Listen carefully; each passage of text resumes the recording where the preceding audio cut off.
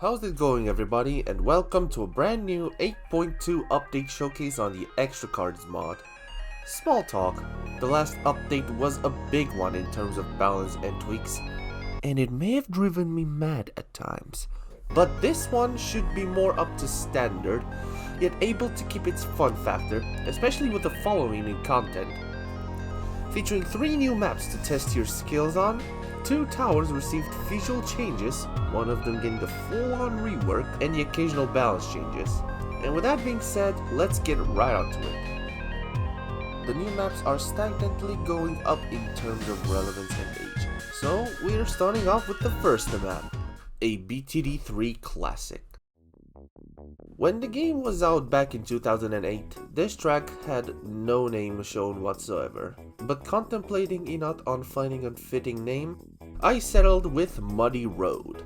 The layout is but a chunk of the full BTD 3 map, but this portion seemed as appropriate as possible for the battle structure. Long paths and curves fit for tack and ice rats, as well as explosives and other AoEs getting some love.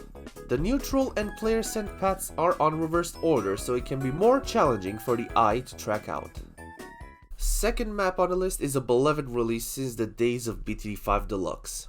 Introducing Bloons. The layout and art looks similar to the Crucible maps from BTD 5 Mobile, with the 2 power pillars replaced with regular stones as seen in Deluxe's Bloons. Both balloon paths start at the bottom and make their way towards the big stone slab. Before we continue, I appreciate some feedback based on how accurate I was to make this Bloons compared to the BTD 5 Deluxe version. And the last map is a nightmare among those unfortunate enough to step on. And Battles 2 players know what I'm spilling about. The one and only, deadly and dastardly, Inflection. Putting your balloon popping management to the test with its 2 separate balloon paths driving your monkeys mad. Unless you have experience as to what towers to bring to ease the pressure. The 2 paths share the same end goal, so the shield's gonna have to work twice as hard to make the 200 RBE count. Now onto some intriguing visual changes that may not impact the game much but are fun to have for some appeal. First off, the ninja shadow double has displayed the summon smoke only when the shadow was summoned. The duration for the smoke has been amplified and will fade when the shadow runs out of life. The monster monkey's portrait has seen a little ocular tendency, as it was tough to see the eyes from far away. Just 2 white dots, making it seem like it's got small eyes. Reason done was the monkeys affected by the total transformation ability in BTD 6, as well as the display icon for the ability shows monsters with blue eyes while the main one shows them pink. Then again, the art style looks very different. The blue-pink theme on the monster monkeys still stays strong. Previous vanilla updates have seen the Ring of Fire gain increased base pierce before Ninja Kiwi has buffed the 4-0 Tack Shooter to the old 4-2 pierce values in the mod. The text has however not been up to date and has been fixed as of this update. Speaking of Tack Shooters, it was about time for me to handle this pink maniac and all of its sprites, including the Mech Attack skin. All the firing animations have been tweaked to be more 60 FPS experience, with a blade shooter animation improvement based off of BTD 6's firing animation. And you could tell it took me longer because of the projectile skin displays on a blade shooter.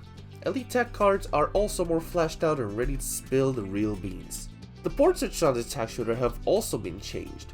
Up to now, it occurred to me that every tower portrait has lost their hue and details with their shift from BTD 5 to BTD Battles.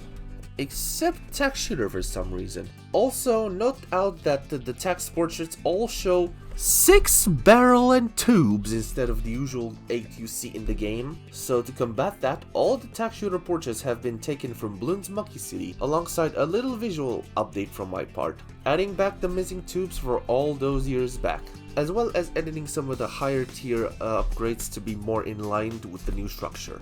Some may say this is uncalled for, but trust me, it was for the benefit of my sanity, and I'm sure some of you will also agree on that.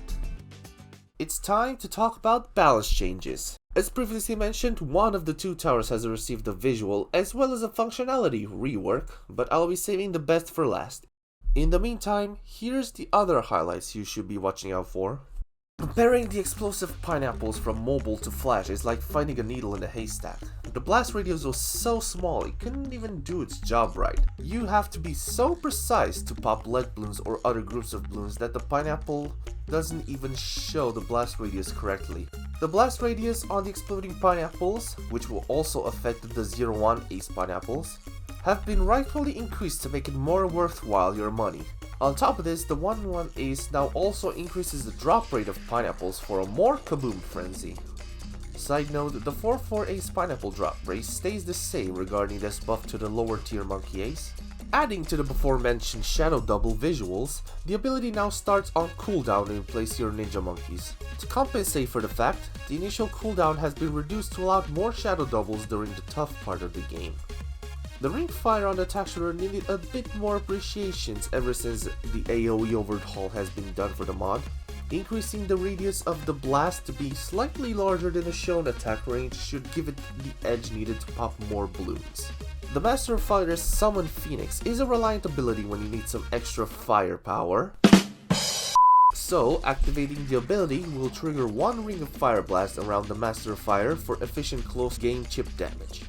The previous Glue Striker ability buff done in this mod was nice in concept, but on practice, since the ability's effect in vanilla is basically a glue storm on crack, this feature had to have been removed as it is proven useless in a real game scenario. When you have your Apache dart chip in the game, the Heli Pilot's quad dart attack has proven to act a bit clunky in comparison to the machine gun's attack pattern. Increasing the attack range of the guns to match the machine gun should give it more of a punch on assisting the recently vanilla changes made to the Apache in terms of functionality and lag reducement. And a bit of logic put into it. The Razor rotors on the Apache also don't do much for the upgrade, so 4x doubles the attack speed of the rotor blades, which was previously a unique instance for the 3-4 Heli Pilot. Last but not least, the big reveal. Spike Ball Shooter. On top of receiving a visual overhaul across all of the upgrades, on top of new portraits on the same reason as Tack Shooter's portraits were, the longer range upgrade has been removed from the structure, instead coming up with a new upgrade to surely limit its placement and usability. The old X2 faster shooters upgrade has been shifted to the tier 1 path instead, and in its place, we're introducing Swivel Maneuvers. Taking inspiration from the BTD 5 expansion mod, but instead of a base feature, it is a X2 upgrade. Spiked ball shooters with this upgrade are able to rotate their attack barrels, allowing for more possible fire angles to be achieved, especially useful on terrains that don't really go cardinally or diagonally.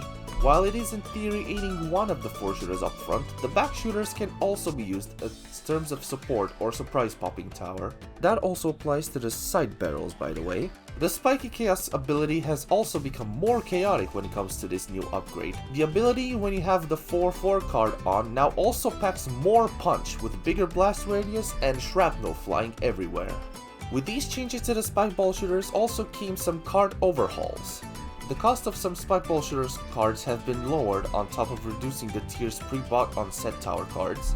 Function-wise, the 3-2 and 4-2 Spike Ball Shooter cards will act the same as before, except that they will have shorter range. But it is all worth for the Swivel Maneuver upgrade, sure building more strategies along the way, especially useful on the new maps, making Spike Ball Shooters with the X2 upgrade more useful in more scenarios. And that tackles all the news on the 8.2 XtraCards update. Thank you guys so much for watching throughout this video. If you enjoyed it, consider giving a like and subscribe so you don't miss anything new uploaded from my side. If you wish to play the mod, join one of the Discord servers provided below and meet people as eager to modding, or drop by for a nice chat or assistance in trying to any of the mods displayed in there. Thank you guys so much again for watching, and until next time, peace.